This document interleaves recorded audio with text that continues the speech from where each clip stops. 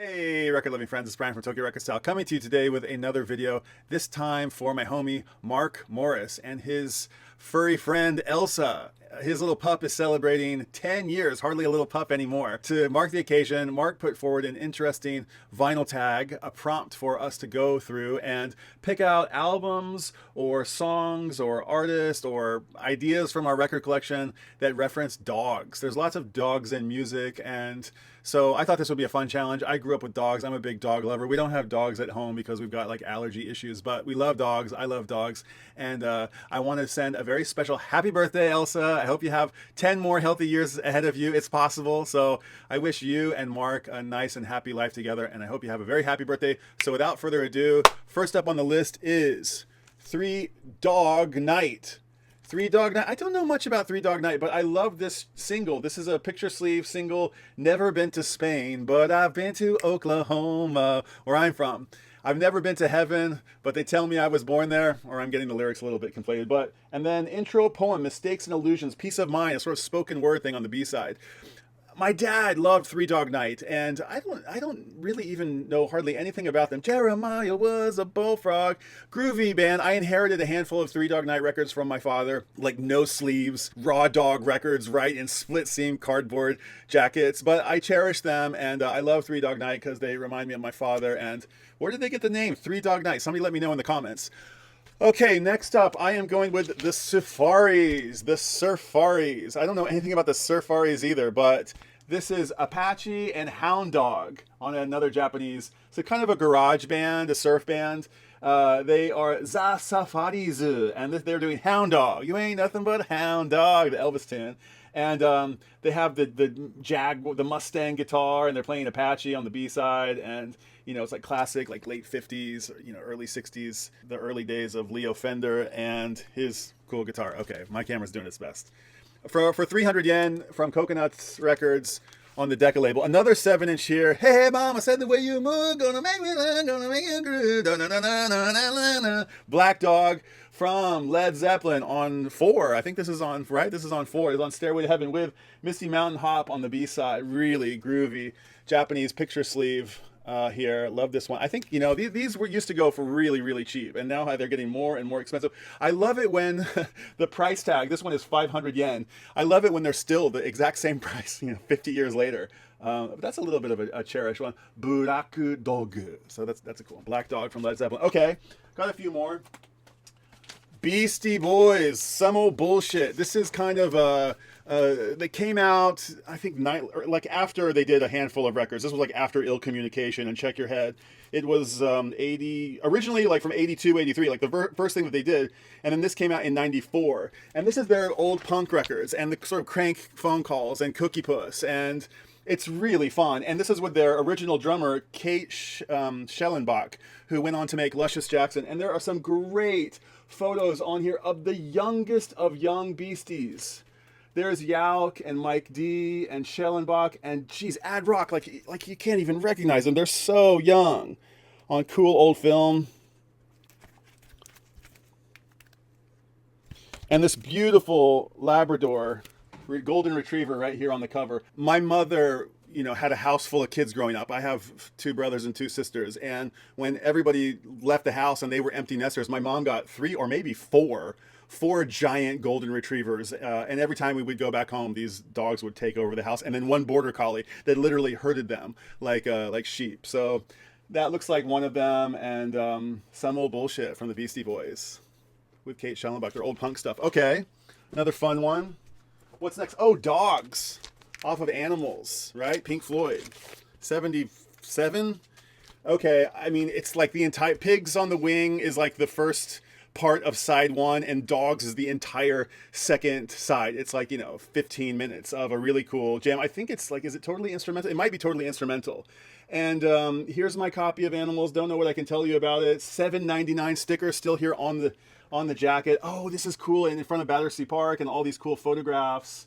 And this is the one where they flew the pig, you know, next to the smokestacks, and I think it flew away, and it nearly crashed into an airplane.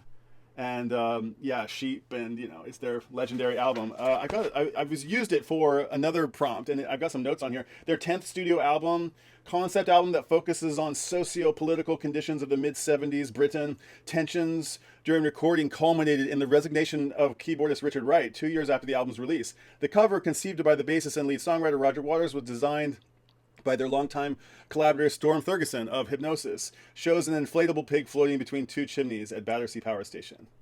Okay, so yeah, loosely based on George Orwell's political fable Animal Farm.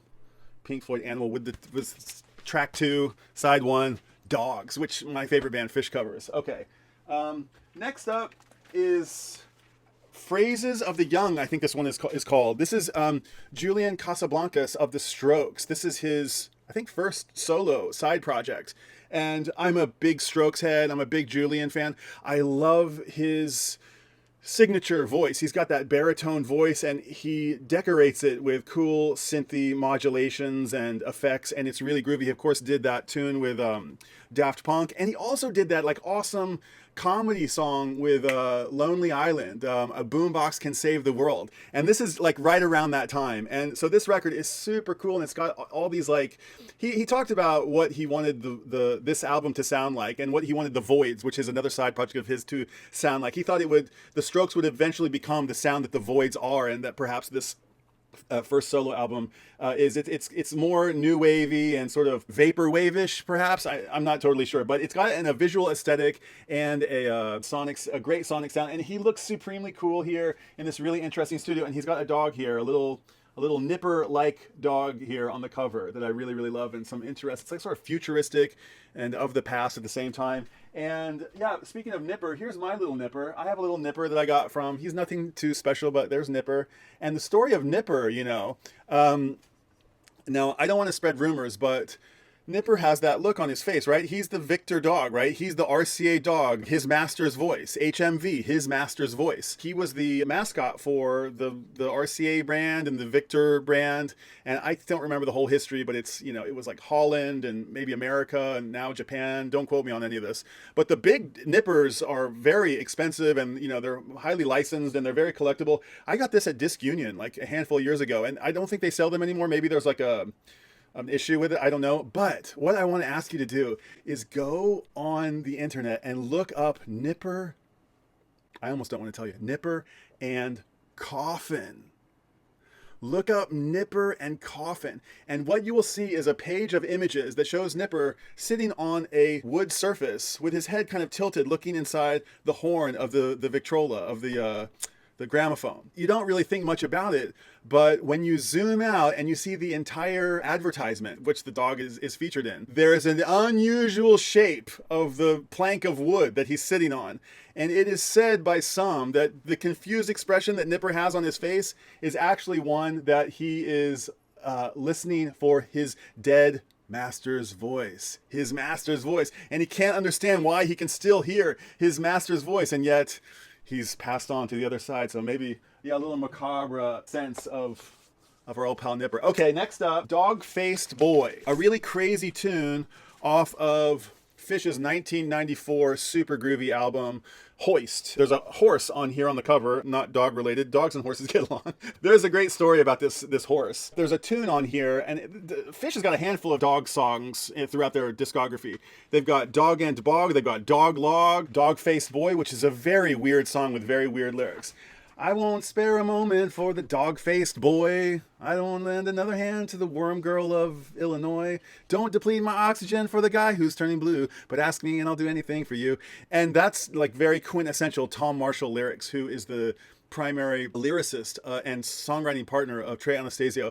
And a lot of people scoff at those lyrics and lyrics like those, but I somehow like connect with them. They have like an artfulness about them that just speaks to me and that I really love. And sometimes they're very off the wall and nonsensical, maybe not unlike a John Lennon song. And sometimes they talk about these really ephemeral moments in our lives where you're like hanging on to a dream that's evading you right as you wake up in the morning. He's always writing about interesting things like this. So Dog-Faced Boy is on this record, but it's not the only Phish reference I want to make. I just put out another video where I featured another Phish record. the album that actually came after the previous one, Hoist. This one's called Billy Breeze. Hoist was 94, Billy Breeze is 96. I got this a few years ago when it was very first pressed on vinyl. It never had a vinyl release, and I bought the Record Store Day 2018 in the shrink, never opened. And I saved it for a really long time to open it for a special occasion. And I was inspired this week, and partly inspired by Mark Morris and his dog prompt and his birthday celebration for Elsa, to open this record up after having it for a couple of years, more than a couple of years, without even opening it yet, because I've heard it so many times, and this is one of my favorite records. And I was just, and I thought, now or never. So I opened it up, and the reason that I opened it is because I knew on the inside of the gatefold here is a picture of Marley. This is the famous dog that lived backstage at a lot of Phish shows in the 90s. Beloved character of Phish lore. This is Trey's dog. Why he's kind of very well known among Phish fans is because he's the namesake, if you will, for one of the guitars of Trey's. You remember that Jerry Garcia had, like, he had Tiger and he had Alligator. He had those different signature guitars.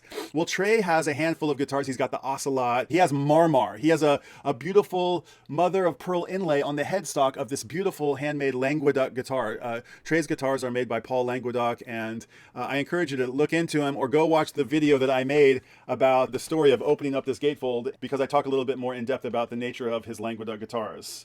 So no dog songs on this one, but Marley is featured, and so I hope Marley can send a little happy birthday wish. Rest in peace, Marley. He's long gone to dog heaven, but yeah, he's wishing Elsa a happy 10th birthday from above. And then finally, I'm going with the Flaming Lips. This is from 2014.